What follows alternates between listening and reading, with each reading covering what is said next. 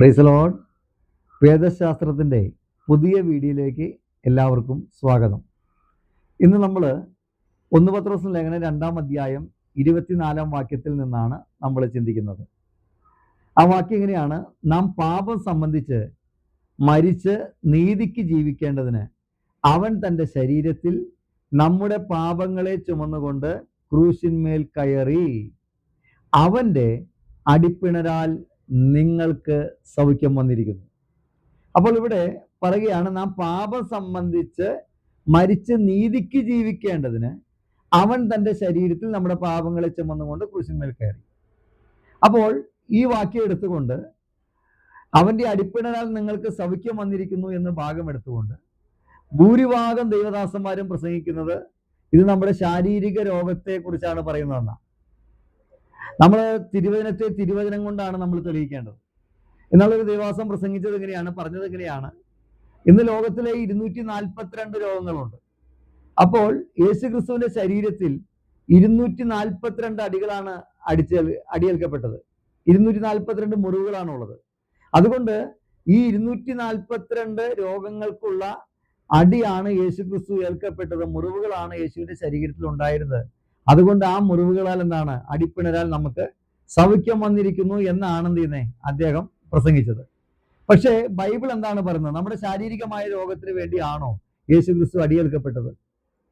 യേശുക്രിസ്തു നമ്മുടെ ശാരീരികമായ രോഗത്തിന് വേണ്ടി കാൽവരി ക്രൂശിൽ കയറേണ്ട കാര്യം ഉണ്ടായിരുന്നോ? ഒരിക്കലുമില്ല. കാരണം യേശുക്രിസ്തു ക്രൂശിന്മേൽ കയറുന്നതിന് മുമ്പല്ലേ യേശുക്രിസ്തു മരിച്ചവരെ ഉയർപ്പിച്ചത്, കുഷ്ഠരോഗികളെ സൗഖ്യമാക്കിയത്, അന്ധന് കാഴ്ച കൊടുത്തത്. അപ്പോൾ യേശുക്രിസ്തു രോഗസൗഖ്യം കൊടുക്കാൻ വേണ്ടി യേശുക്രിസ്തു ഒരിക്കലും കാൽവരി ക്രൂശിൽ കയറേണ്ടിയിരുന്നില്ല.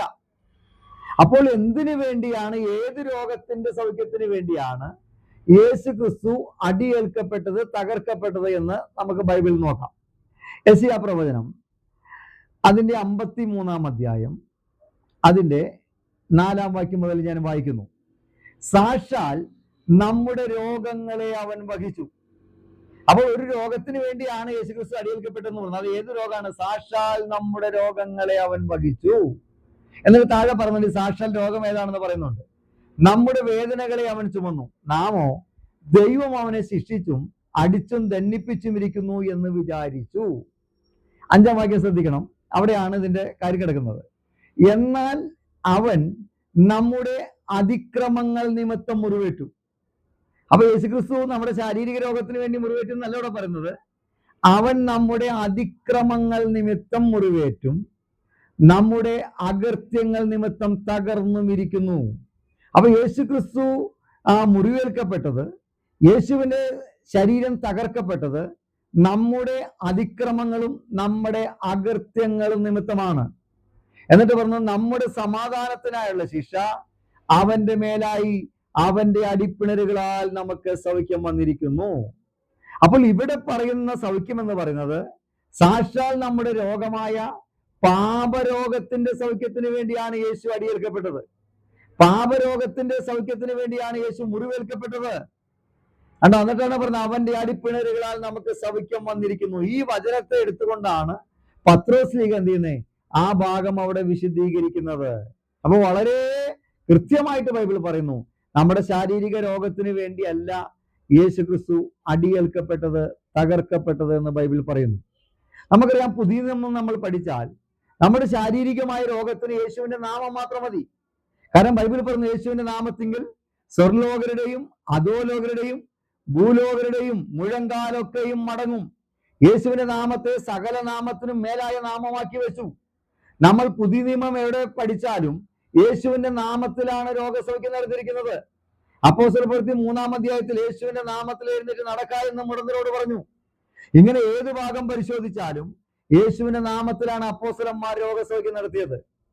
ഒരിക്കൽ പോലും എവിടെയും യേശുവിന്റെ രക്തത്താൽ സൗഖ്യമാക്കിയതായിട്ട് ബൈബിൾ പറയുന്നില്ല. ഇനി യേശുവിന്റെ രക്തം പറഞ്ഞുകൊണ്ട് സൗഖ്യമാകില്ല എന്ന് ഞാൻ പറയുന്നില്ല, സൗഖ്യമാകും. കാരണം യേശുവിന്റെ നാമത്തെക്കാളും ശക്തി എന്തിനുണ്ട്? യേശുവിന്റെ രക്തത്തിന് ഉണ്ടെന്നല്ലേ. അതുകൊണ്ടാണല്ലോ ഈ സാക്ഷാൽ പാപമോ രോഗത്തിന് വേണ്ടി എന്ത് ചെയ്തു, യേശു തകർക്കപ്പെട്ടു എന്ന് ബൈബിൾ പറഞ്ഞു. അതുകൊണ്ട് നിശ്ചയമായിട്ടും യേശുവിന്റെ രക്തത്തിന് ശക്തിയുണ്ട്. പക്ഷെ ബൈബിളിന്റെ വ്യവസ്ഥ എന്ന് പറയുന്നത് സാധാരണ നമ്മുടെ നിസാരമായ ശാരീരിക രോഗത്തിന് വേണ്ടി യേശുവിന്റെ രക്തത്തെ നമ്മൾ ആശ്രയിക്കേണ്ട കാര്യമില്ല. യേശുവിന്റെ നാമം പറയുമ്പോൾ തന്നെ എന്ത് ചെയ്യും? രോഗികൾ സൗഖ്യം പ്രാപിക്കുവാനിടയാകും. നമ്മൾ ബൈബിൾ കൃത്യമായിട്ട് പഠിക്കേണ്ടത് ആവശ്യമാണ്. ഓരോ കാര്യങ്ങൾ പറയുമ്പോഴും ഓരോ കാര്യങ്ങൾ അപ്പോസ്തലന്മാർ ചെയ്തതിലൊക്കെ അതിന് വലിയ ആത്മീക അർത്ഥമുണ്ട്. അപ്പോൾ ഈ ചെറിയ നിസ്സാരമായ ശാരീരിക രോഗത്തിന് വേണ്ടി യേശു ക്രിസ്തു മുറിവേറ്റു അടിക്കപ്പെട്ടു എന്ന് പറയുമ്പോൾ അതിനെ നമ്മൾ നിസ്സാരവൽക്കരിക്കുകയല്ലേ ചെയ്യുന്നത്. അപ്പൊ ഇതിന് താഴെ പറയാണ്, ഇനി നോക്കി യെശയ്യാ 53:6 പറയുന്നു, നാം എല്ലാവരും ആടുകളെ പോലെ തെറ്റിപ്പോയിരുന്നു, നാം ഓരോരുത്തരും താൻ താന്റെ വഴിക്ക് തിരിഞ്ഞിരുന്നു, എന്നാൽ യഹോവ നമ്മുടെ എല്ലാവരുടെയും അകൃത്യം അവന്റെ മേൽ ചുമത്തി.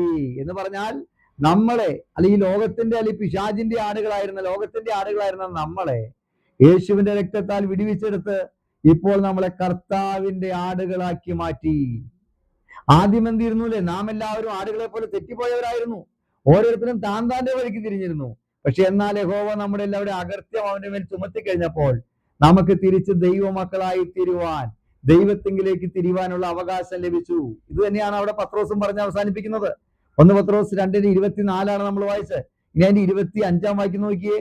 25 വാക്യം പറഞ്ഞത്, നിങ്ങൾ തെറ്റി ഉഴലുന്ന ആടുകളെ പോലെ ആയിരുന്നു, ഇപ്പോഴോ നിങ്ങളുടെ ആത്മാക്കളുടെ ഇടയനും അധ്യക്ഷനുമായവങ്കിലേക്ക് മടങ്ങി വന്നിരിക്കുന്നു.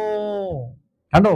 അപ്പൊ തെറ്റി ഉഴലുന്ന ആടുകളായ നമ്മളെ നമ്മുടെ സാക്ഷാൽ രോഗമാകുന്ന പാപരോഗത്തെ ക്ഷമിച്ചുകൊണ്ട് അതിനെ സൗഖ്യമാക്കിക്കൊണ്ട് എന്ത് ചെയ്തു? നമ്മൾ ഇപ്പോൾ എന്താണ്? ദൈവത്തിന്റെ അടുക്കിലേക്ക്, ഇപ്പോഴോ നിങ്ങളുടെ ആത്മാക്കളുടെ ഇടയനും അധ്യക്ഷനുമായവങ്കലേക്ക് മടങ്ങി വന്നിരിക്കുന്നു. അപ്പൊ നമ്മുടെ സാക്ഷാൽ പാപരോഗത്തെ ക്ഷമിച്ചത് കൊണ്ട് എന്ത് ചെയ്തു? നമുക്ക് തിരിച്ച് ദൈവത്തിലേക്ക് മടങ്ങി വരുവാൻ സാധിച്ചു.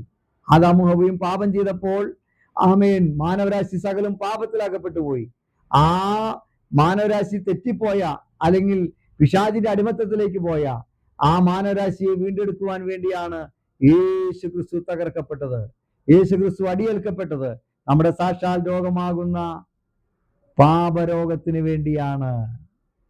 ഈ വചനങ്ങളെ കർത്താവ് നമ്മളെല്ലാവരെയും അനുഗ്രഹിക്കുമാറാകട്ടെ. God bless you all. പുതിയ വീഡിയോവുമായിട്ട് നമ്മൾ അടുത്ത ദിവസങ്ങളിൽ നമ്മൾ കടന്നു വരും.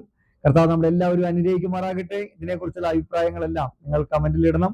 കർത്താവ് നമ്മളെല്ലാവരെയും അനുഗ്രഹിക്കുമാറാകട്ടെ.